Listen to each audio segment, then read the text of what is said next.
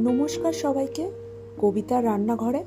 আজকে আমি আপনাদের তৈরি করে দেখাচ্ছি লাউয়ের একটি নতুন ধরনের রেসিপি, যা কম বেশি সবাই জানলেও এইভাবে রেসিপিটি তৈরি করলে যা খেতে খুবই ভালো হয়। তাই আর দেরি না করে চলুন তাড়াতাড়ি দেখে নিন রেসিপিটি। প্রথমে এখানে আমি একটা লাউ আগেই কেটে নিয়েছিলাম, সেটাকে সেদ্ধ করে নেব। লাউটা দিয়ে সামান্য লবণ দিয়ে নাড়াচাড়া করে এটা চাপা দিয়ে দেবো। লাউতে জল থাকার কারণে আমি সেদ্ধ করতে আলাদা করে আর জলের ব্যবহার করছি না। লাউটা সেদ্ধ হোক ততক্ষণে আমি ডালের বড়াটা তৈরি করে নিই। এখানে আমি বড় মটর ডাল আর চালমগজ আগের থেকে একটু ভিজিয়ে রেখে দিয়েছিলাম, সেটা নিয়ে নিচ্ছি। সাথে একটু আতপ চালও ভিজিয়ে রেখে দিয়েছিলাম, সেটাও নিয়ে নিচ্ছি। আর একটু নারকেল দিয়ে এটার পেস্ট তৈরি করে নেব। পেস্টটা তৈরি করা হয়ে গেছে। পেস্টটা তৈরি করতে আমি আলাদাভাবে কোনো জলের ব্যবহার করিনি। এরপর পেঁয়াজ আর কাঁচা লঙ্কা কুচিয়ে রেখে দিয়েছিলাম, সেটা দিয়ে দিচ্ছি।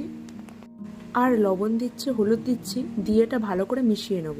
আর সামান্য একটুখানি জল ব্যবহার করছি। এটা মেশানোর পরে 10 মিনিটের মতন রেখে দেবো।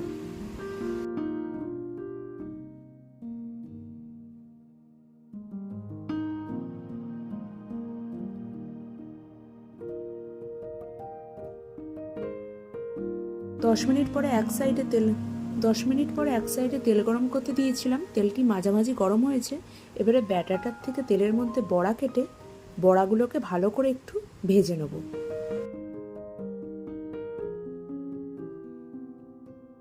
বড়াগুলো ভাজা হয়ে গেছে, এরপর নামিয়ে নিচ্ছি। আপনারা ঠিক এইরকমই একটু লাল লাল করে ভাজবেন। বড়াটা ভাজতে ভাজতে এইদিকে লাউটাও সেদ্ধ হয়ে গেছে। লাউটা এবারে নামিয়ে নিচ্ছি।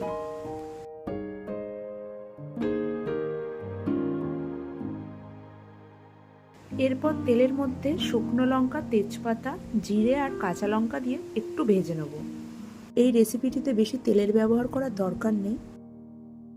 এটা ভাজার পরে টমেটো, লবণ, হলুদ গুঁড়ো আর জিরের গুঁড়ো, ধনের গুঁড়ো দিয়ে এটা একটু নাড়াচাড়া করে ভেজে নেব। আমি এখানে চিনির ব্যবহার করিনি, আপনারা চাইলে সামান্য একটু চিনির ব্যবহার করতে পারেন।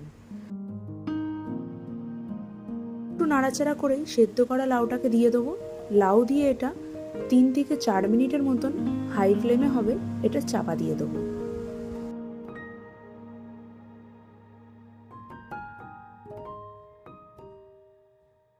চার মিনিট পরে একটু নাড়াচাড়া করে আমি ভেজে রাখা ডালের বড়াগুলো দিয়ে দেবো।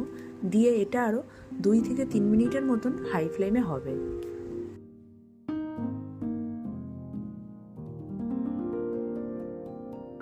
রেসিপিটি একদমই কমপ্লিট হয়ে গেছে। এরপর আমি নামিয়ে দিচ্ছি। এতে আর অন্য কিছুর ব্যবহার করতে লাগবে না।